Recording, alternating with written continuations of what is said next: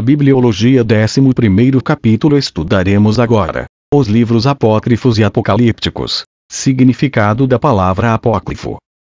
O que significa apócrifo? A palavra apócrifo, do grego apokrypa, escondido, nome usado pelos escritores eclesiásticos para determinar 1. Assuntos secretos, ou misteriosos. 2. De origem ignorada, falsa ou espúria. 3. Documentos não canônicos. A palavra grega apócrifos usada no seu sentido original em 3 textos bíblicos como se referindo coisas cuidadosamente ocultas. Marcos 4:22, Lucas 8:17, Colossenses 2:3, conforme aplicada a escritos, referia-se originalmente àqueles que não eram lidos em público, portanto, ocultos de outros. Mais tarde, contudo, a palavra assumiu o sentido de espúrio ou não canônico, e atualmente é usada mais comumente para referir-se aos escritos adicionais declarados pela Igreja Católica Romana, no Concílio de Trento, 1546 d.C., como fazendo parte do cânon da Bíblia. Os escritores católicos se referem a tais livros como deuterocanônicos, que significa do segundo, ou posterior, cânon, para diferenciá-los dos protocanônicos. Uma das grandes razões, talvez a principal delas, porque nós evangélicos rejeitamos os apócrifos, é devido à grande quantidade de heresias que tais livros apresentam. Fora isso, existem também lendas absurdas e fictícias e graves erros históricos e geográficos, o que fazem os apócrifos serem desqualificados como palavra de Deus. A seguir daremos um resumo de cada livro e logo a seguir mostraremos seus graves erros.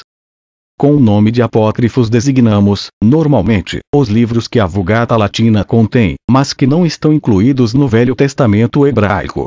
A presença de tais livros na Vulgata, exceção feita a segundo Esdras, deve-se à tradução grega da Septuaginta, fonte da versão latina destes livros. Afirma-se, geralmente, que este fato demonstra que os judeus de Alexandria, versados na língua grega, lhes deram plena canonicidade, e que a igreja primitiva adotou pura e simplesmente a Bíblia grega. Nada de certo, porém.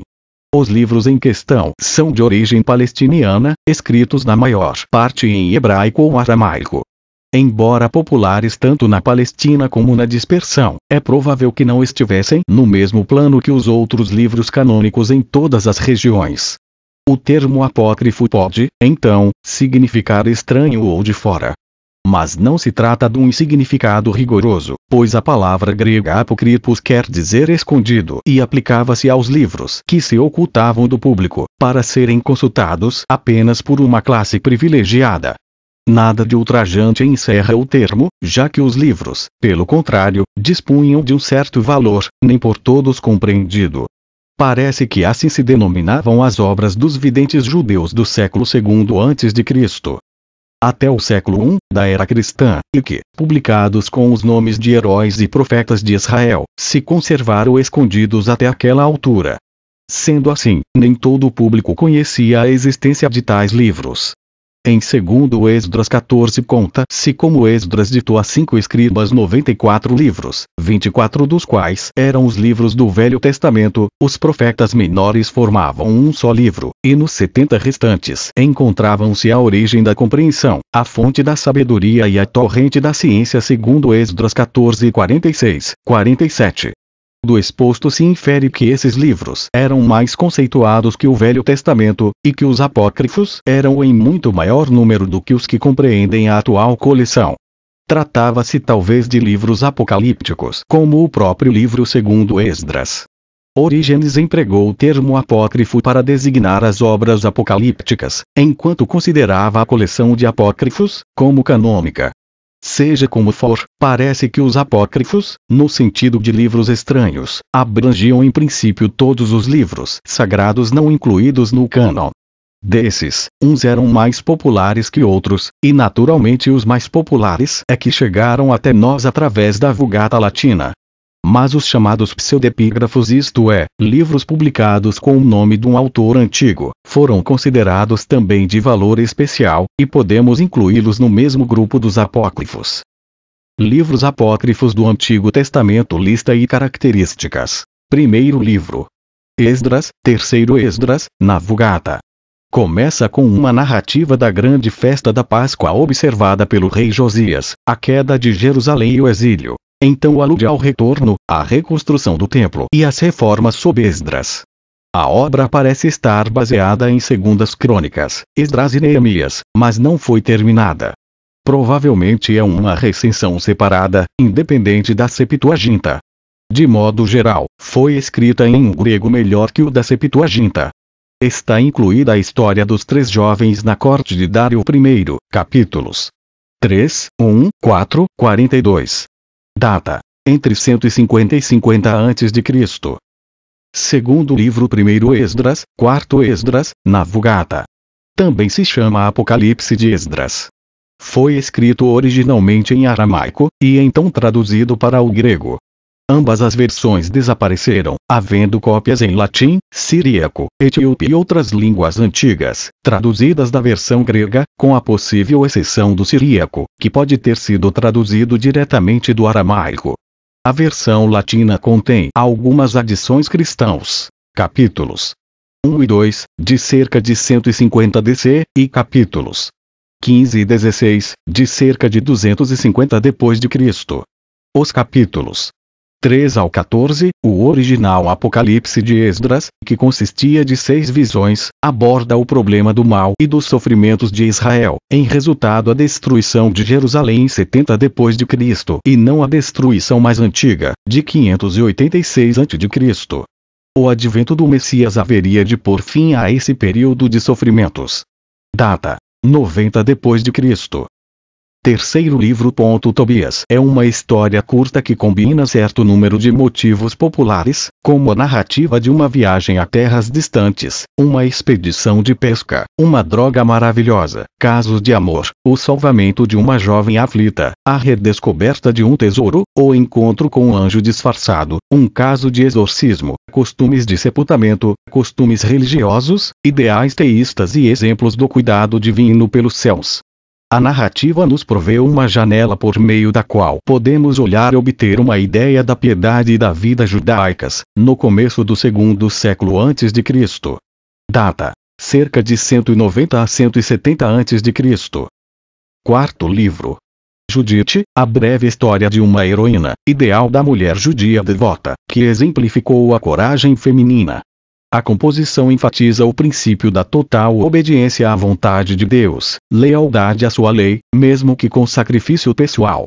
O caso teria ocorrido nos primeiros dias do retorno do cativeiro, contando a derrota das tropas de Nabucodonosor, graças à astúcia de Judite. O monarca declarara guerra contra a Judéia, por não o haver apoiado em sua guerra contra a Média. Judite, ao visitar Holofernes, o comandante do inimigo, fingiu intenções amorosas. Apanhando desprevenido, foi capaz de decapitá-lo. Sua cabeça foi enviada de volta a Betúlia, cidade natal de Judite, para ser exibida. Inspirados por isso, os habitantes da cidade, até então os cercados, lançaram seu ataque e obtiveram a vitória. A moral da história é que qualquer coisa pode ser feita se agirmos com coragem, dentro do contexto da vontade de Deus. Data: cerca de 150 a.C. O livro foi originalmente escrito em hebraico, e então traduzido para o grego. Quinto livro. Adições ao livro de Ester. São passagens que suplementam o relato secular do livro de Ester, que era lido quando da festa de Purim. Essas adições ressaltam o sentido religioso da narrativa original. A Vulgata põe essas adições no fim do livro canônico, como um apêndice. Data: 114, 78 a.C. O livro foi originalmente escrito em hebraico, e então traduzido para o grego. Estes constituem 6 passagens adicionais. A primeira parte, de 17 versículos, em alguns antigos textos gregos e latinos, mas Ester 11, 2 ao 12, 6, precede ao primeiro capítulo, apresentando um sonho de Mordecai, Mardoqueu, e a sua exposição de uma conspiração contra o rei. Depois de 13, mas 13, 1, 7, a segunda adição apresenta o texto do edito do rei contra os judeus. No fim do capítulo 4, mas 13, 8, 14, 19, relatam-se orações de Mordecai e de Ester como terceira adição. A quarta ocorre depois de 5, 2, mas 15, 1, 19, e conta a audiência de Ester com o rei. A quinta ocorre depois de 8 e 12, mas 16, 1, 24, e consiste no edito do rei que permitiu aos judeus defender-se. No fim do livro, mas 10, 4, 11, 1, interpreta-se o sonho apresentado na introdução apócrifa. A colocação destas adições varia em diversas traduções, algumas colocando todas no fim do livro, como Jerônimo fez na sua tradução, e outras intercalando-as no texto canônico. Na primeira destas sessões apócrifas, Mordecai é apresentado como tendo estado entre os cativos tomados por Nabucodonosor, em 617 a.C., e como homem importante na corte do rei, no segundo ano de Assuero, mais de um século depois. Esta declaração, que Mordecai ocupou tal cargo importante tão cedo no reinado do rei, contradiz a parte canônica de Ester. Crê-se que as adições apócrifas sejam a obra do judeu egípcio e que tenham sido escritas durante o segundo século a.C. Sexto livro. Sabedoria de Salomão. Este é um tratado que exalta os benefícios para os que procuram a sabedoria divina. A sabedoria é personificada como mulher celestial, e a oração de Salomão pedindo sabedoria está incluída no texto. A última parte recapitula a história desde Adão até a conquista de Canaã, citando dela exemplos de bênçãos pela sabedoria e de calamidades pela falta dela. Considera-se a tolice da adoração de imagens. Embora Salomão não seja mencionado especificamente por nome, em certos textos, o livro o apresenta como seu autor. Sabedoria 9, 7, 8, 12, mas o livro cita passagens de livros bíblicos escritos séculos depois da morte de Salomão, século 998 a.C., e faz isso da Septuaginta grega, que começou a ser traduzida por volta de 280 a.C. Crê-se que o escritor tenha sido um judeu de Alexandria, no Egito, que escreveu por volta de meados do primeiro século a.C. O escritor manifesta estribar-se fortemente na filosofia grega. Ele usa a terminologia platônica na promoção da doutrina da imortalidade da alma humana. Sabedoria 2 e 23. 3, 2, 4. Outros conceitos pagãos apresentados são a pré-existência das almas humanas e o conceito de que o corpo é um impedimento ou estorvo para a alma. 8 e 19, 20. 9 e 15, a apresentação dos eventos históricos desde Adão até Moisés é floreada com muitos pormenores fantasiosos, frequentemente em contradição com o registro canônico. Embora algumas obras de referências se esforcem a mostrar certa correspondência entre passagens desse escrito apócrifo e as posteriores obras das escrituras gregas cristãs, a similaridade frequentemente é pouca, e, mesmo onde é um pouco maior, não indicaria que os escritores cristãos recorreram a esta obra apócrifa, mas, antes, que recorreram às escrituras hebraicas canônicas, que o escritor apócrifo também usou. Sétimo livro. Eclesiástico, ou Sabedoria de Jesus Ben Siraque. Sem dúvida, o mais longo dos livros apócrifos. Ben Siraque foi o mestre religioso em Jerusalém, um escriba, intérprete e mestre da lei. Ele escreveu essa coletânea de aforismos e minúsculos e ensaios sobre religião e moral, em 2 volumes, seguindo os provérbios canônicos, segundo dos quais começa no atual capítulo 24. O livro inclui como características principais, elogios aos escribas, 38, 24, 39, 11, e aos médicos, 38, 1, 12, louvores a homens famosos, 44, 50, concluindo com louvor a Simão, que viveu no começo do século 11 a.C. O prólogo evidentemente é de outro autor, sendo uma sinopse cristã posterior. O livro é hebreu em seu caráter essencial, saduceu, em sua ênfase, sem qualquer influência da cultura helênica. Foi originalmente escrito em hebraico, e cerca de 2/3 partes ainda existem nesse idioma. Data: cerca de 185 a.C. Oitavo livro. Baruque. Uma obra composta, fornecendo alegadas informações sobre o amanuense do profeta Jeremias. O livro combina a confissão 4655 dos pecados de Israel, que produziram a destruição de Jerusalém, em 586 a.C., com uma seção que louva a sabedoria, juntamente com outra seção acerca da futura salvação de Israel. O livro exibe marcante dependência literária de Jó, Daniel e Isaías. Era largamente lido pelos judeus da diáspora, e tornou-se parte da liturgia da sinagoga, tendo chegado até o início da era cristã. Foi originalmente escrito em hebraico, mas sobrevive em uma versão grega. Data: cerca de 150, 100 a.C. Nono livro. Epístola de Jeremias. Com frequência é incluída como o 6º capítulo do livro de Baruque. Um ataque vergastado contra a idolatria, refletindo os sentimentos de judeus leais em meio ao paganismo. Seu original foi escrito em aramaico, como se fosse uma carta de Jeremias aos judeus exilados na Babilônia. Veja Jeremias 29. 1. Data: cerca de 150 a.C. Décimo livro. Adições a Daniel. Oração de Azarias, Cântico dos Três Jovens e História de Susana. Todas essas adições aparecem nas Bíblias grega e latina. A oração de Azarias, que fala sobre o filho, segue Daniel 13:23. Na Bíblia grega, Susana antecede o começo do livro de Daniel, mas é o 13º capítulo de Daniel, na Vulgata Latina. Em algumas publicações e edições, forma um livro separado, totalizando assim 14 livros apócrifos. Bel e o dragão aparecem no fim do livro de Daniel, na versão grega, mas é o 14º capítulo do mesmo na Vulgata.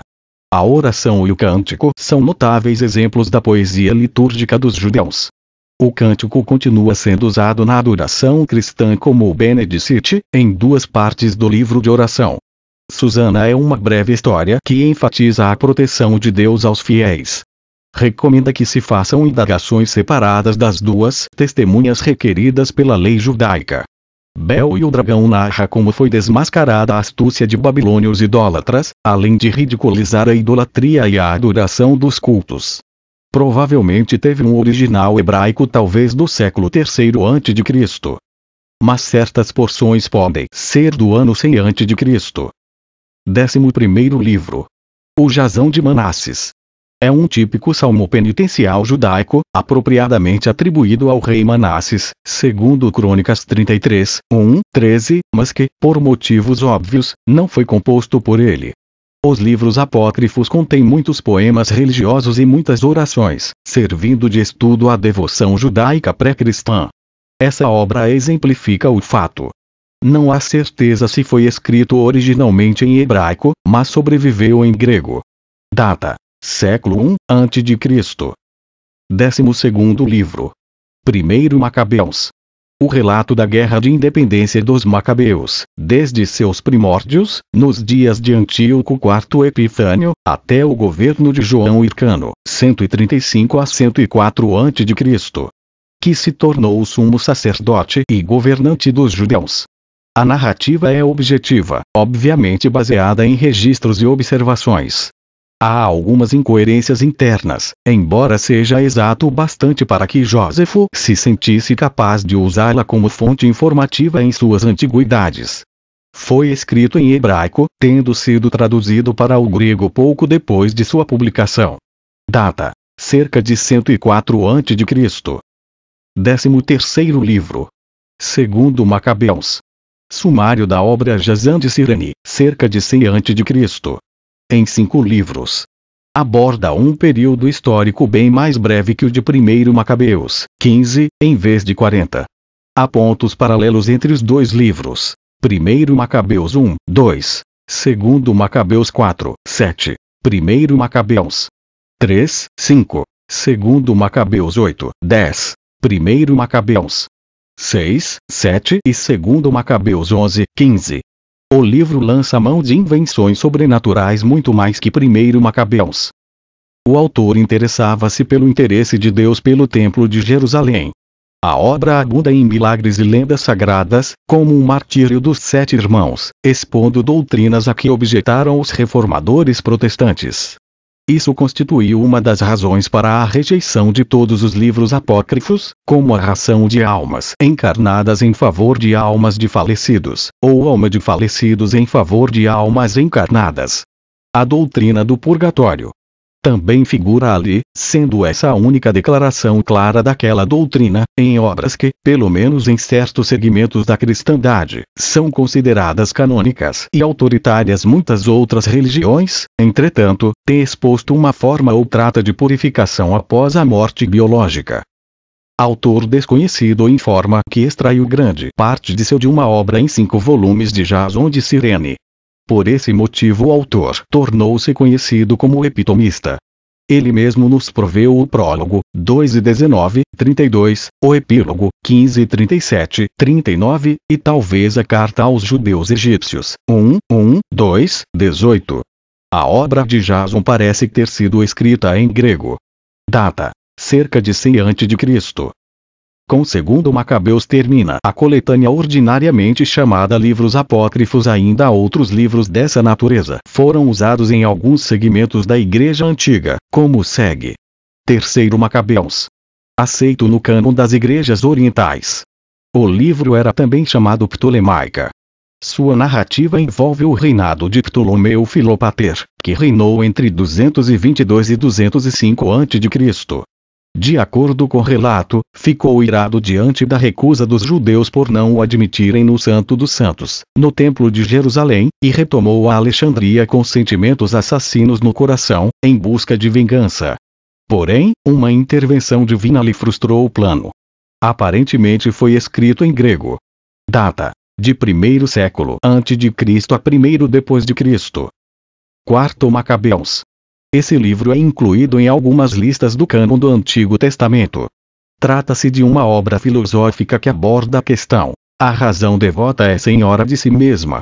Seu conteúdo é essencialmente um catálogo de mártires judeus, baseado quase inteiramente em Macabeus 6, 18, 7, 42, mas com a adição de detalhes sanguinários. A filosofia do mesmo é estoica, e o estilo é retórico. Seu original aparentemente foi escrito em grego.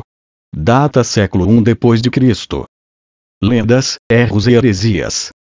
Primeiro. Histórias fictícias, lendárias e absurdas. Tobias 6, 4, partiu, pois, Tobias. E o cão o seguiu, e parou na primeira pousada junto ao rio Tigre.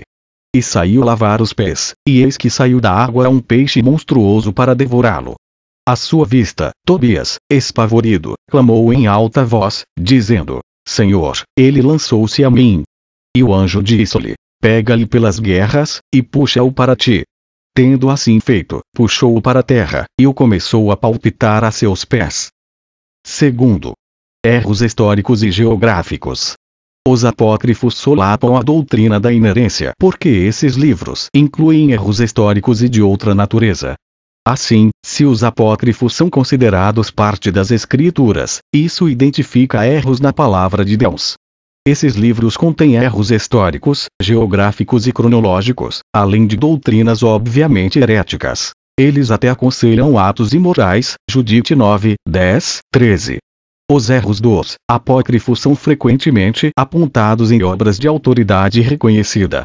Por exemplo, o erudito bíblico Desilitros René Paet comenta: exceto no caso de determinada informação histórica interessante, especialmente em Macabeus, e alguns belos pensamentos morais, por exemplo Sabedoria de Salomão, Tobias contém certos erros históricos e geográficos, tais como a suposição de que Senaqueribe era filho de Salmaneser, 1:15, em vez de Sargão 11, e que Nínive foi tomado por Nabucodonosor e por Assuero, 14:15, em vez de Nabopolassar e por Siachares. Judite não pode ser histórico porque contém erros evidentes. Em 2 Macabeus há também numerosas desordens e discrepâncias em assuntos cronológicos, históricos e numéricos, os quais refletem ignorância ou confusão.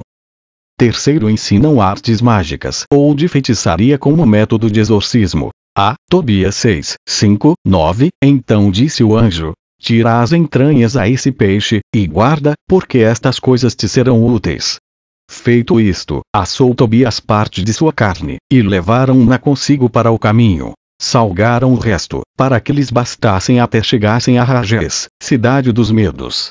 Então Tobias perguntou ao anjo e disse-lhe: Irmão Azarias, suplico-lhe que me digas de que remédio servirão estas partes do peixe, que tu me mandaste guardar. E o anjo, respondendo, disse-lhe: Se tu puseres um pedacinho do seu coração sobre brasas acesas, o seu fumo afugenta toda a casta de demônios, tanto do homem como da mulher, de sorte que não tornam mais a chegar a eles. E o feu é bom para untar os olhos que têm algumas névoas, e sararão. B. Este ensino que o coração de um peixe tem o poder para expulsar toda espécie de demônios contradiz tudo o que a Bíblia diz sobre como enfrentar o demônio. C. Deus jamais iria mandar um anjo seu, ensinar a um servo seu como usar os métodos da macumba e da bruxaria para expulsar demônios. D. Satanás não pode ser expelido pelos métodos enganosos da feitiçaria e bruxaria, e de fato ele não tem interesse nenhum em expelir demônios, Mateus 12:26. E, um dos sinais apostólicos era a expulsão de demônios, e as únicas coisas que tiveram de usar foi o nome de Jesus, Marcos 16:17, Atos 16:18, 4. Ensinam que esmolas e boas obras limpam os pecados e salvam a alma. A. Tobias 12:8, 9, é boa oração acompanhada do jejum. Dar esmola vale mais do que juntar tesouros de ouro. Porque a esmola livra da morte eterna, e é a que apaga os pecados, e faz encontrar a misericórdia, e a vida eterna. Eclesiástico 13:33, a água apaga o fogo ardente, e a esmola resiste aos pecados. B. Este é o primeiro ensino de Satanás, o mais terrível, e se encontrar basicamente em todas as seitas heréticas. C. A salvação por obras destrói todo o valor da obra vicária de Cristo em favor pecador. Se caridade e boas obras limpam nossos pecados, nós não precisamos do sangue de Cristo. Porém, a Bíblia não deixa dúvidas quanto ao valor exclusivo do sangue como o único meio de remissão e perdão de pecados. Hebreus 12:22, mas Cristo, por seu próprio sangue, entrou uma vez por todas no santo lugar, havendo obtido uma eterna redenção. Sem derramamento de sangue não há remissão. 1 Pedro 1:18, 19, sabendo que não foi com coisas corruptíveis, como prata ou ouro, que fostes resgatados da vossa vã maneira de viver, que por tradição recebestes dos vossos pais, mas com precioso sangue, como de um cordeiro sem defeito e sem mancha, o sangue de Cristo. D. Contradiz Bíblia toda. Ela declara que somente pela graça de Deus e o sangue de Cristo o homem pode alcançar justificação e completa redenção. Romanos 3, 20, 24, 24 e 29, ninguém será justificado diante dele pelas obras da lei. Sendo justificados gratuitamente por sua graça, mediante a redenção que há em Cristo Jesus. A quem Deus propôs no seu sangue, concluímos, pois, que o homem é justificado pela fé, independentemente das obras da lei. 5. Ensinam o perdão dos pecados através das orações. A. Eclesiástico 3, 4, o que ama a Deus implorará o perdão dos seus pecados, e se absterá de tornar a cair neles, e será ouvido na sua oração de todos os dias. B. O perdão dos pecados não está baseado na oração que se faz pedindo perdão, não é fé na oração, e sim fé naquele que perdoa o pecado. A oração por si só é uma boa obra que a ninguém pode salvar. Somente a oração de confissão e arrependimento baseados na fé do sacrifício vicário de Cristo traz o perdão. Provérbios 28, 13. 1 João 1, 9. 1 João 2, 1, 2, 6. Ensinam a oração pelos mortos. A. Segundo Macabeus 12, 43, 46, e tendo feito uma coleta, mandou 12.000 dracmas de prata a Jerusalém, para serem oferecidas em sacrifícios pelos pecados dos mortos, sentindo bem elogiosamente a ressurreição, porque, se ele não esperasse que os que tinham sido mortos, havia um dia de ressuscitar, teria por uma coisa supérflua ir orar pelos defuntos. E porque ele considerava que aos que tinham falecido na piedade estava reservada uma grandíssima misericórdia. E, pois, um santo e salutar pensamento orar pelos mortos, para que sejam livres dos seus pecados. B. É neste texto falso, de um livro não canônico, que contradiz toda a Bíblia, que a Igreja Católica Romana baseia sua falta e herege doutrina do purgatório. C. Este é novamente um ensino satânico para desviar o homem da redenção exclusiva pelo sangue de Cristo, e não por orações que livram as almas do fogo de um lugar inventado pela mente doentia e apóstata dos teólogos católicos romanos. D. Após a morte o destino de todos os homens é selado, uns para a perdição eterna e outros para a salvação eterna. Não existe meio de mudar os destinos de alguém após a sua morte. Veja, Mateus 7:13, Lucas 16:26. A Bíblia de Jerusalém, na sua introdução aos livros de Macabeus, diz a respeito de 2 Macabeus. O estilo, que é um dos escritores helenísticos, mas não dos melhores, é às vezes empolado. O escritor de 2 Macabeus não tem pretensões de escrever sob inspiração divina e devota parte do 2º capítulo para justificar sua escolha do método específico usado em tratar a matéria. 2 Macabeus 2:24-32, BJ, ele conclui sua obra por dizer: porém aqui fim à minha narração. Se está bem como convém à história, isso é o que eu desejo. Mas se, pelo contrário, é vulgar e medíocre, não pude fazer melhor. 2 Macabeus 15:38-39, só. 7. Ensinam a existência de um lugar chamado purgatório. Este é o ensino herético e satânico inventado pela Igreja Católica Romana, de que o homem, mesmo morrendo perdido, pode ter uma segunda chance de salvação. 9:20, contradizendo Lucas 1:30-35, C. 51:5, Romanos 13:23. Alusões no Novo Testamento. 1. O Novo Testamento reflete o pensamento e registra alguns acontecimentos dos apócrifos. Por exemplo, o livro de Hebreus fala de mulheres que receberam seus mortos pela ressurreição, HB 11:35, e faz referência a 2 Macabeus 7:12. Os chamados apócrifos ou pseudepígrafos são também citados em sua amplitude pelo Novo Testamento, Judas 14:15, 2 Timóteo 3:8. 2. Emprego que o Novo Testamento faz da versão do Septuaginta. A tradução grega do Antigo Testamento hebraico, em Alexandria, é conhecida como Septuaginta. É a versão mais citada pelos autores do Novo Testamento e pelos cristãos primitivos. A Septuaginta continha os livros apócrifos. A presença desses livros na Septuaginta dá apoio ao cânon alexandrino, mais amplo, do Antigo Testamento, em oposição ao cânon palestino, mais reduzido, que os omite. 3. Os mais antigos manuscritos completos da Bíblia. Os mais antigos manuscritos gregos da Bíblia contêm os livros apócrifos inseridos entre os livros do Antigo Testamento. Os manuscritos Alep, A e B, V. Capo 1-2, incluem esses livros, revelando que faziam parte da Bíblia cristã original. 4. A arte cristã primitiva. Alguns dos registros mais antigos da arte cristã refletem o uso dos apócrifos. As representações nas catacumbas às vezes se baseavam na história dos fiéis registrada no período intertestamentário. 5. Os primeiros pais da Igreja. Alguns dos mais antigos pais da Igreja, de modo particular os do Ocidente, aceitaram e usaram os livros apócrifos em seu ensino e pregação. E até mesmo no Oriente, Clemente de Alexandria reconheceu 2 Esdras como inteiramente canônico. Orígenes acrescentou Macabeus bem como a Epístola de Jeremias à lista de livros bíblicos canônicos.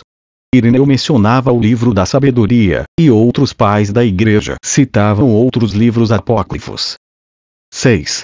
A influência de Agostinho. Agostinho, c. 354-430, elevou a tradição ocidental mais aberta, a respeito dos livros apócrifos, ao seu apogeu, ao atribuir-lhes categoria canônica. Ele influenciou os concílios da Igreja, em Hippo, 393 d.C. e em Cartago, 397 d.C., que relacionaram os apócrifos como canônicos. A partir de então, a Igreja Ocidental passou a usar os apócrifos em seu culto público. 7. O Concílio de Trento. Em 1546, o Concílio Católico Romano do pós-reforma realizado em Trento, proclamou os livros apócrifos como canônicos, declarando o seguinte: O Sínodo recebe e venera todos os livros, tanto do Antigo Testamento como do Novo, incluindo-se os apócrifos, entendendo que o único Deus é o autor de ambos os testamentos, como se houvessem sido ditados pela boca do próprio Cristo, ou pelo Espírito Santo, se alguém não receber tais livros como sagrados e canônicos, em todas as suas partes, da forma em que têm sido usados e lidos na Igreja Católica, seja anátema. Desde esse Concílio de Trento, os livros apócrifos foram considerados canônicos, detentores de autoridade espiritual para a Igreja Católica Romana. 8. Uso não católico. As Bíblias protestantes desde a Reforma com frequência continham os livros apócrifos. Na verdade, nas igrejas anglicanas os apócrifos são lidos regularmente nos cultos públicos, ao lado dos demais livros do Antigo e do Novo Testamento. Os apócrifos são também usados pelas igrejas de tradição ortodoxa oriental. 9. A Comunidade do Mar Morto. Os livros apócrifos foram encontrados entre os rolos da Comunidade do Mar Morto, em Qumran. Alguns haviam sido escritos em hebraico, o que seria indício de terem sido usados por judeus palestinos antes da época de Jesus. Resumindo todos esses argumentos, essa postura afirma que o amplo emprego dos livros apócrifos por parte dos cristãos, desde os tempos mais primitivos, é evidência de sua aceitação pelo povo de Deus. Essa longa tradição culminou no reconhecimento oficial desses livros, no Concílio de Trento, 1546, como se tivessem sido inspirados por Deus. Mesmo não católicos, até o presente momento, conferem aos livros apócrifos uma categoria de paracanônicos, o que se deduz do lugar que lhes dão em suas Bíblias e em suas igrejas. Livros perdidos da Bíblia. Ver o artigo geral sobre livros. As referências do Antigo Testamento mostram-nos que nem toda a Biblioteca Sagrada dos Hebreus, que sobreviveu, tornou-se parte do cânon veterotestamentário. Os pontos 8 e 9 daquele artigo geral demonstram esse fato. Sem entrarmos na questão do cânon, deveríamos afirmar que não é correto as pessoas chamarem esses livros perdidos da Bíblia, embora seja esse o título deste verbete. Alguns desses livros podem ter tido considerável importância, e também podem ter servido de fonte informativa para certos livros da Bíblia, mas não são livros bíblicos.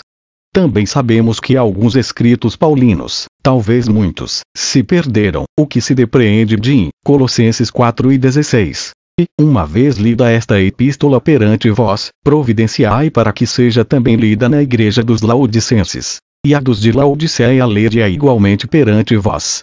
No entanto, não temos nenhuma epístola à igreja de Laodiceia, a menos que se trate da epístola aos Efésios, conforme tem sugerido alguns estudiosos. Ver o verbete sobre a epístola aos Efésios. Além disso, vários evangelhos serviram de fontes informativas para Lucas, dos quais não dispomos. Lucas 1:1. A expressão livros perdidos da Bíblia foi usada como titula da publicação de livros apócrifos do Novo Testamento, impressa em 1926. Mas, naturalmente, foi um nome erroneamente aplicado. Os livros rejeitados por todos, pseudepígrafos. Durante o século II e numerosos livros espúrios e heréticos surgiram e receberam o nome de pseudepígrafos, ou escritos falsos. Eusébio os chamou livros totalmente absurdos e ímpios. Nem tudo nesses escritos pseudepigráficos é falso. De fato, a maior parte desses documentos surgiu de dentro de um contexto de fantasia ou tradição religiosa, possivelmente com raízes em alguma verdade. A natureza dos pseudepígrafos. Pelo fato de haver quem afirme que foram escritos por autores bíblicos. Praticamente nenhum pai da igreja, nenhum cânon ou concílio declarou que um desses livros seria canônico. No que concerne aos cristãos, esses livros têm principalmente interesse histórico. O conteúdo deles resume-se em ensinos heréticos, eivados de erros gnósticos, dos descrentes e ascéticos. Os gnósticos eram uma seita filosófica que arrogava para si conhecimento especial dos mistérios divinos. Ensinavam que a matéria é má e negavam a encarnação de Cristo. Os docetais ensinavam a divindade de Cristo, mas negavam sua humanidade. Diziam que ele só tinha a aparência de ser humano. Os monofisistas ascéticos ensinavam que Cristo tinha uma única natureza, uma fusão do divino com o humano. Quando muito, tais livros eram acatados por alguma seita herética ou recebiam outra citação por parte de um dos pais ortodoxos da igreja.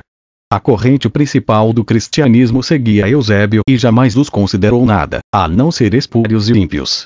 À semelhança dos pseudepígrafos do Antigo Testamento, tais livros revelavam desmedida fantasia religiosa. Evidenciavam uma curiosidade incurável para descobrir mistérios não revelados nos livros canônicos, acerca da infância de Jesus, e exibem uma tendência doentia, mórbida de dar apoio a idiosincrasias doutrinárias, mediante fraudes aparentemente piedosas. Haveria, talvez, o resquício de verdade por dentro das fantasias apresentadas. Todavia, os pseudepígrafos precisam ser totalmente demitizados, a fim de que se descubra essa verdade. O número dos pseudepígrafos. O número exato desses livros é difícil de apurar. Por volta do século XIX, Fótio havia relacionado cerca de 280 obras. A partir de então muitas outras apareceram. Relacionamos abaixo alguns dos pseudepígrafos mais importantes e das tradições a eles relacionadas. Evangelhos. 1. O Evangelho de Tomé, século I, é uma visão gnóstica dos supostos milagres da infância de Jesus. 2. O Evangelho dos Ebionitas, século Li, é uma tentativa gnóstico-cristã de perpetuar as práticas do Antigo Testamento. 3. O Evangelho de Pedra, século II, é uma falsificação docética e gnóstica. 4. O Proto-Evangelho de Tiago, século II, é uma narração que Maria faz do massacre dos meninos pelo rei Herodes. 5. O Evangelho dos Egípcios, século II, é um ensino ascético contra o casamento, contra a carne e contra o vinho. 6. O Evangelho Arábico da Infância registra os milagres que Jesus teria praticado na infância, no Egito, e a visita dos magos de Zoroastro. 7. O Evangelho de Nicodemos, século II ou V, contém os atos de Pilatos e a descida de Jesus. 8. O Evangelho do Carpinteiro José, século N, é o escrito de uma seita monofisista que glorificava a José. 9. A história do Carpinteiro José, século V, é a versão monofisista da vida de José. 10.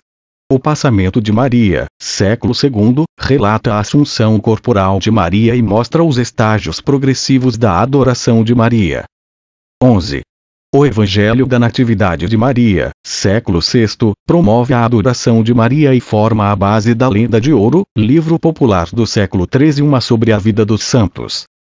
12. O Evangelho de um pseudo-Mateus, século V, contém uma narrativa sobre a visita que Jesus fez ao Egito e sobre alguns dos milagres do final de sua infância.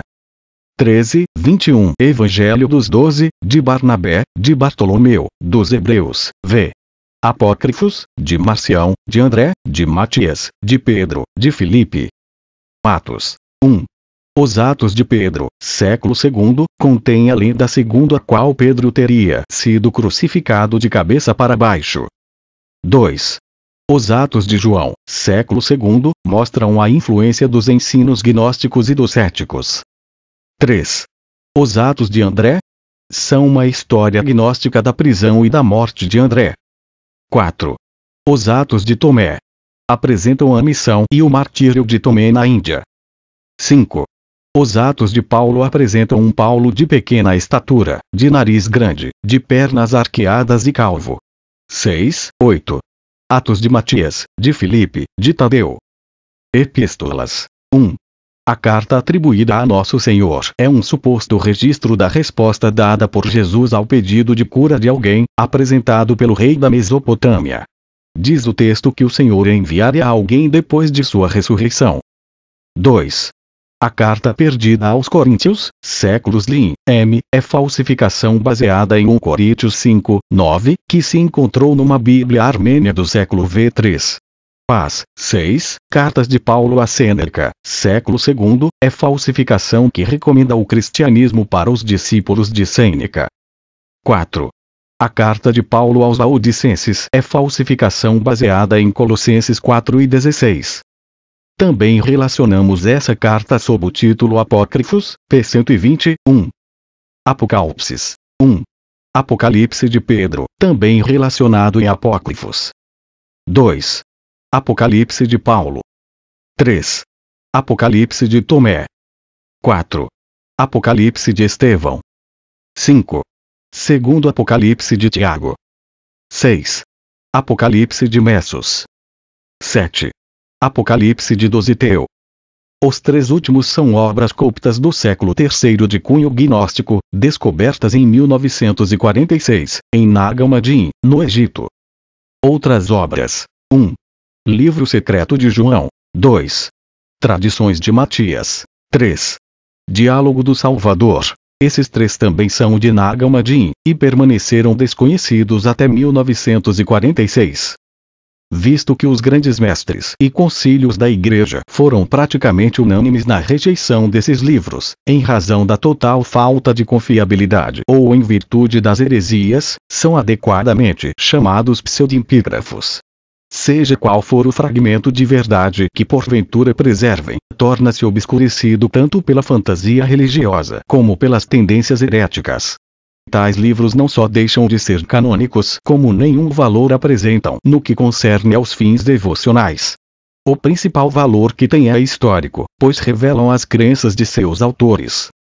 Os livros questionados por alguns, Antilegumena. De acordo com o historiador Eusébio, houve 7 livros cuja autenticidade foi questionada por alguns dos pais da Igreja, e por isso ainda não haviam obtido reconhecimento universal por volta do século IV. Os livros objeto de controvérsia foram Hebreus, Tiago, 2 Pedro, 2 e 3 João, Judas e Apocalipse. A natureza dos Antilegumena. O fato de esses livros não terem obtido reconhecimento universal até o início do século IV não significa que não haviam tido aceitação inicial por parte das comunidades apostólicas e subapostólicas. Ao contrário, esses livros foram citados como inspirados por vários estudiosos primitivos. Tampouco o talo de terem sido questionados, em certa época, por alguns estudiosos, é indício de que sua presença no cânon atual seja menos firme do que a dos demais livros. Ao contrário, o problema básico a respeito da aceitação da maioria desses livros não era sua inspiração, ou falta de inspiração, mas a falta de comunicação entre o Oriente e o Ocidente a respeito de sua autoridade divina. A partir do momento em que os fatos se tornaram conhecidos por parte dos pais da Igreja, a aceitação final, total, dos 27 livros do Novo Testamento foi imediata. O número dos Antilegumena. Cada livro sofreu questionamento por razões particulares.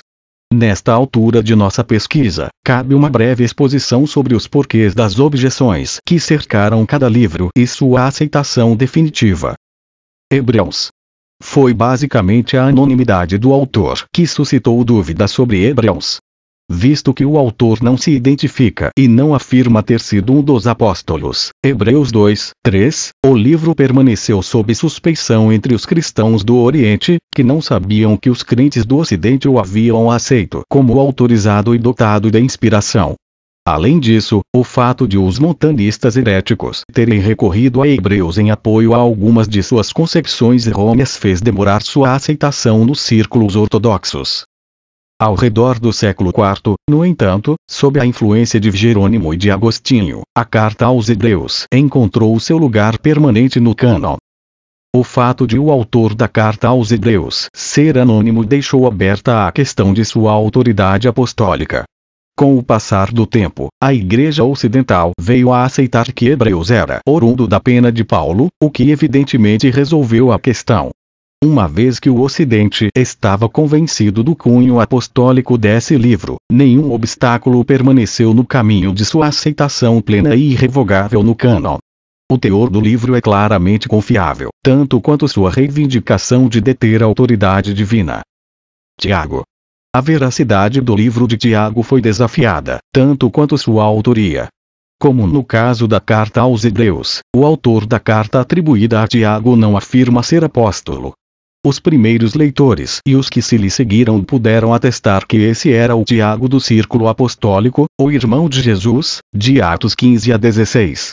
Todavia, a Igreja Ocidental não teve acesso a essa informação original. Também havia o problema do ensino a respeito da justificação e das obras, conforme Tiago apresenta. O aparente conflito entre seu ensino e o de Paulo, sobre a justificação pela fé, representou um peso contra a carta de Tiago. Até Martinho Lutero chegou a chamar Tiago de carta de palha, colocando-a no fim do Novo Testamento.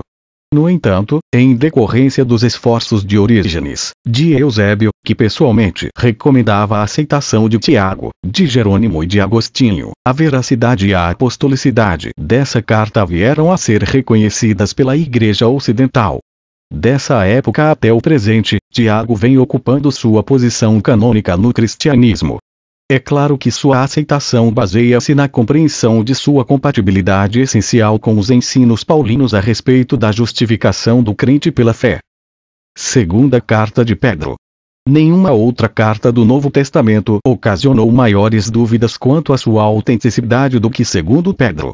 Parece que Jerônimo entendeu o problema. Ele afirmou que a hesitação em aceitar-a como obra autêntica do apóstolo Pedro deveu-se à dessemelhança de estilo com a primeira carta do apóstolo. Há algumas diferenças notáveis de estilo entre as duas cartas de Pedro, mas, não obstante os problemas linguísticos e históricos, há mais do que amplas razões para que aceitemos segundo Pedro como livro canônico. William F. Albrecht, chamando a atenção para as similaridades com a literatura do Qumran, data segundo Pedro anteriormente a 80 d.C. Isso significa que essa carta não é fraude forjada no século II, mas carta que se originou no período apostólico. O papiro Bodmer, recentemente descoberto, contém uma cópia de 2 Pedro oriunda do Egito, do século M. Essa descoberta também revela que 2 Pedro estava sendo usada com grande respeito pelos cristãos coptas, em época bem primitiva. Clemente de Roma, bem como a obra Pseudo-Barnabé, dos séculos I e II respectivamente, citam 2 Pedro. Temos além disso, os testemunhos de Orígenes, de Eusébio, de Jerônimo e de Agostinho, do século III ao V. Aliás, há mais comprovações de 2 Pedro que de alguns clássicos do mundo antigo, como as obras de Heródoto e de Tucídides. Finalmente, há evidências internas a favor da confiabilidade de 2 Pedro. Há na carta características e interesses doutrinários e notadamente petrinas.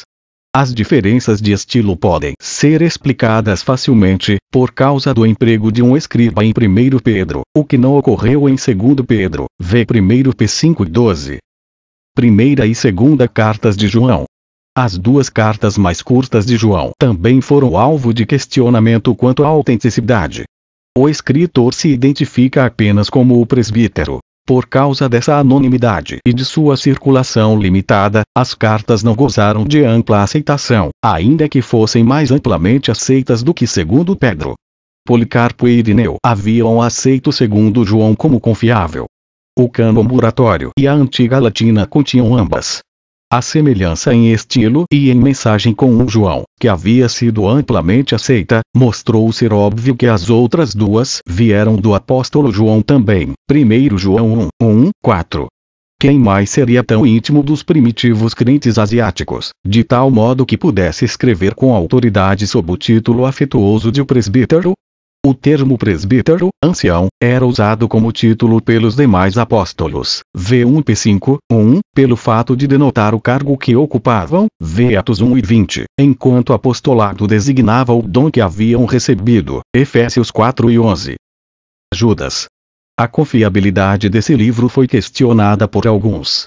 A maioria da contestação centrava-se nas referências ao livro pseudepigráfico de Enoque 14:15 e numa possível referência ao livro Assunção de Moisés, Juda 9. Orígenes faz ligeira menção desse problema, comentário sobre Mateus 18:30, e Jerônimo declara especificamente ser esse o problema, Jerônimo, Vidas de Homens Ilustres, capítulo 4. No entanto, Judas foi suficientemente reconhecida pelos primeiros pais da Igreja. Irineu, Clemente de Alexandria e Tertuliano aceitaram a confiabilidade desse livro, como o fez o cânon moratório. As citações pseudepigráficas têm uma explicação, a qual se valoriza muito pelo fato de tais citações não serem essencialmente diferentes das citações feitas por Paulo de poetas não cristãos, v. Atos 17:28, 1 Coríntios 15:33, Tito 1:12. Em nenhum desses casos os livros são citados como se tivessem autoridade divina, tampouco as citações representam a aprovação integral de tudo que os livros pagãos ensinam. Os autores das cartas bíblicas meramente citam um fragmento de verdade encravada naqueles livros. O papiro Bodmer, p. 72, recentemente descoberto, confirma o uso de Judas, ao lado de 2 Pedro, na Igreja Copta do século III. Apocalipse. Esse livro havia sido considerado parte dos Antilegomena no início do século IV, pelo fato de alguns haverem levantado dúvidas quanto à sua confiabilidade. A doutrina do quilismo, milenarismo, achada em Apocalipse 20, foi o ponto central da controvérsia. O debate em torno do Apocalipse provavelmente durou mais que qualquer outro debate sobre outros livros neotestamentários. A controvérsia chegou até fins do século IV. É de estranhar, contudo, que o Apocalipse tenha sido um dos primeiros livros a ser reconhecidos entre os escritos dos primeiros pais da Igreja. Havia sido aceito pelos autores do Didaquê do Pastor, por Papias e por Irineu, bem como pelo Cânon Moratórios. Todavia, quando os montanistas agregaram seus ensinos heréticos ao livro de Apocalipse, no século III, a aceitação definitiva desse livro acabou sofrendo uma demora mais longa. Dionísio, o bispo de Alexandria, levantou sua voz influente contra o livro de Apocalipse, em meados do século III. Mas essa influência se desvaneceu quando Atanásio, Jerônimo e Agostinho ergueram-se em defesa do Apocalipse. A partir do momento em que se tornou evidente que o livro de Apocalipse estava sendo mal usado pelas seitas heréticas, embora houvesse saído da pena do apóstolo João, Apocalipse 1, 4. 22, 8, 9, e não dentre os hereges, assegurou-se o lugar definitivo deste livro no cânon sagrado. Em resumo, alguns pais da Igreja haviam se posicionado contra os Antilegomena. Isso ocorrerá por causa da falta de comunicação, ou por causa de más interpretações que se fizeram desses livros. A partir do momento em que a verdade passou a ser do conhecimento de todos, tais livros foram aceitos plena e definitivamente, passando para o cânon sagrado, da forma exata, como haviam sido reconhecidos pelos cristãos primitivos desde o início. A doutrina dos livros apócrifos. A doutrina de Deus. À medida que o tempo avança, nota-se uma tendência em toda esta literatura para se frisar a transcendência de Deus. Parece evidente a relutância em mencionar o nome de Deus, para o que se empregam diferentes perífrases. Em 1 Macabeus, por exemplo, nunca se fala de Deus diretamente, mas em regra alude-se ao céu. Vejamos o seguinte passo. A vitória não depende da multidão dos exércitos, pois a força vem do céu. Deste modo compreendemos como é que o escritor judeu Mateus usa constantemente no seu evangelho a expressão reino do céu em vez de reino de Deus, tanto do agrado dos outros evangelistas. Os rabis não raro se referem a Deus, com expressões como esta: vais agora prestar contas ao Rei dos Reis, o único santo, bendito seja ele Pir. Ab. 4:29. Pelo mesmo motivo se dá relevo à doutrina dos anjos, para evitar a necessidade da intervenção direta de Deus nos destinos do mundo. No Velho Testamento o Senhor é um guerreiro que luta ao lado de Israel. Em 2 Macabeus são os anjos que desempenham esse papel. Mas em 1 Macabeus nem Deus nem os anjos. É Judas em pessoa quem leva de vencida aos poderosos inimigos, a salientar que não se exige uma intervenção direta de Deus, sobretudo em assuntos deste gênero. Do mesmo modo, o contato direto de Deus com a criação no Velho Testamento é substituído por multidões de anjos, que se ocupam de todos os fenômenos da natureza. Da chuva, da neve, da luz, das trevas, etc. Por outro lado, naturalmente evoluiu também a doutrina dos demônios, embora as causas sejam diferentes. Não admira, pois, que se desenvolvessem extraordinariamente a doutrina da soberania de Deus. A consumação não só foi prevista, mas determinada com precisão. Os indivíduos participam deste processo de predestinação, mas sem qualquer prejuízo da sua liberdade. O autor dos Salmos de Salomão acreditava na absoluta soberania de Deus sobre o homem, mas não deixava de exclamar: as nossas obras estão sujeitas à nossa alternativa, e o poder de fazer o bem ou o mal estão nas obras das nossas mãos. Salmos de Salomão 9, 7. Do mesmo modo, a transcendência de Deus não exclui completamente as suas relações com os homens, e admite-se com frequência a paternidade divina. A frase, "O teu pai que está no céu" aparece em Pir. Ab. 5:23. Repare-se ainda nesta outra. O Senhor alegrar-se-á nos seus filhos e agradar-se-á dos seus amados para sempre. Teste. Levi 18:13-4, 2. Or. Sib. 3702. 13:16-28. Pir. Ab. 13:19. A infalibilidade da Escritura. A infalibilidade bíblica acompanha necessariamente a inspiração e a unidade da Escritura. A Bíblia não contém erro algum. Ela está correta em tudo que declara. Visto que Deus não mente nem erra, e que a Bíblia é a sua palavra, segue-se que tudo que nela está escrito tem que ser verdade.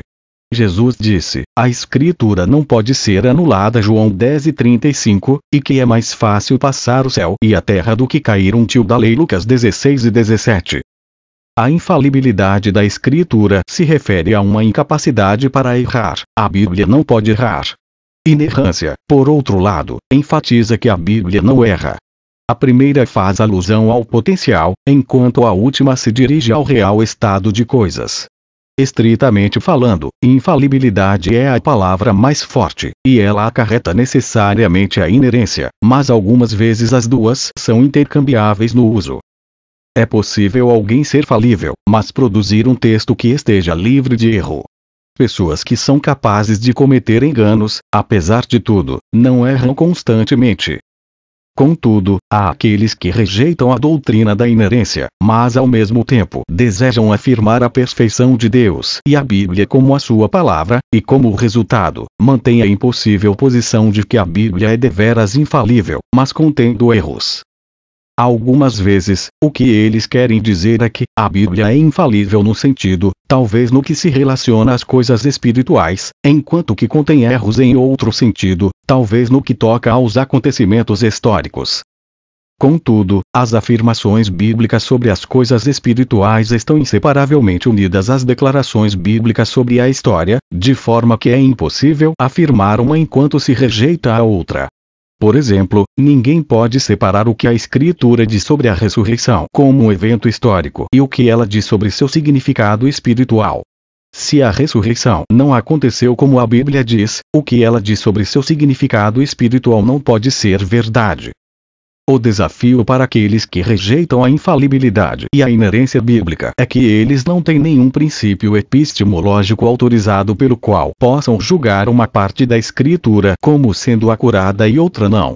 Visto que a Escritura é a única fonte objetiva de informação a partir da qual todo o sistema cristão é construído, alguém que considere qualquer porção ou aspecto da Escritura como falível ou contendo erros deve rejeitar todo o cristianismo. Novamente, esse é o porquê de não haver um princípio epistemológico mais alto para julgar uma parte da Escritura como sendo correta e outra errada. Não se pode questionar ou rejeitar a autoridade última de um sistema de pensamento e ainda reivindicar lealdade a ele, visto que a autoridade última em qualquer sistema define o sistema inteiro. Uma vez que uma pessoa questiona ou rejeita a autoridade última de um sistema, ele não é mais um adepto dele, pelo contrário, é alguém que adere ao princípio ou autoridade pelo qual ele questiona ou rejeita a autoridade última do sistema, a qual acabou de deixar para trás. Ter uma outra autoridade última além da Escritura é rejeitá-la, visto que a própria Bíblia reivindica infalibilidade e supremacia. Alguém que rejeita a infalibilidade e a inerência bíblica assume a posição intelectual de um incrédulo, e deve prosseguir para defender e justificar sua cosmovisão pessoal contra os argumentos dos crentes a favor da veracidade da fé cristã. A confusão permeia o estado psicológico prevalecente no meio teológico de hoje. Logo, é melhor afirmar tanto a infalibilidade como a inerência bíblica, e explicar o que queremos dizer com esses termos. Deus é infalível, e visto que a Bíblia é a sua palavra, ela não pode ter e não contém nenhum erro. Nós afirmamos que a Bíblia é infalível em todo sentido do termo, e, portanto, ela deve ser também inerente em todo sentido do termo. A Bíblia não pode e não contém erros, seja falando de coisas espirituais, históricas ou de outros assuntos. ela é correta em tudo que afirma. Os livros apócrifos. Os apócrifos propriamente ditos. O livro 1 de Esdras é uma narração fragmentária dos acontecimentos lembrados no livro canônico de Esdras, juntamente com a história dos 3 cortesãos, um dos quais se chama Zorobabel e que teve papel preponderante na festa de Dário. O livro 2 de Esdras não passa de um apocalipse do primeiro século da era cristã, de certo modo o mais trágico de todos os apocalipses. Tobias é uma história romântica que nos fala da sepultura dos mortos e do casamento de Tobias.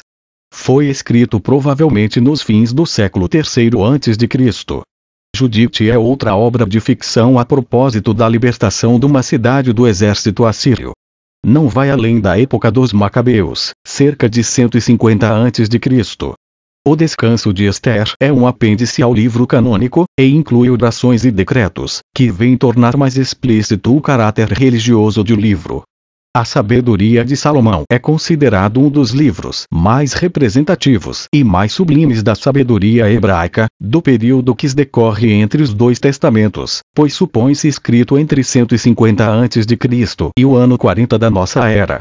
O Eclesiástico, também chamado Sabedoria de Jesus, filho de Siraque, é uma obra do gênero da anterior, embora se julgue ser da autoria de um saduceu e publicada cerca do ano 180 a.C.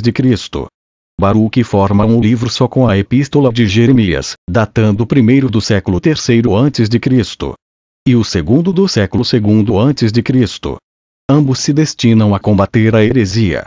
Apêndices ao livro de Daniel conhecem-se 3. A história de Susana condenada à morte e defendida pelo jovem Daniel, a oração de Azarias e o cântico dos 3 santos mancebos lançados à fornalha ardente. E por fim Bel e o dragão, 2 narrativas separadas contando como Daniel desacreditou os sacerdotes de Bel e desmascarou o deus dragão. A oração de Manassés é um grito de arrependimento proferido pelo rei que tem este nome baseado em 2 Crônicas 23 e 12 Segos. Escrito provavelmente no século II a.C. O livro 1 Macabeus narra a luta dos judeus, chefiados pelos filhos de Matatias, contra Antíoco Epífanes e seus sucessores. Há quem suponha que o autor é contemporâneo dos acontecimentos que relata. O 2 Macabeus continua ao anterior e expõe, no estilo primoroso, as façanhas de Judas Macabeu. Gostou? Não esqueça de compartilhar com seus amigos e tocar sino para receber notificações sobre novo estudo. Amém.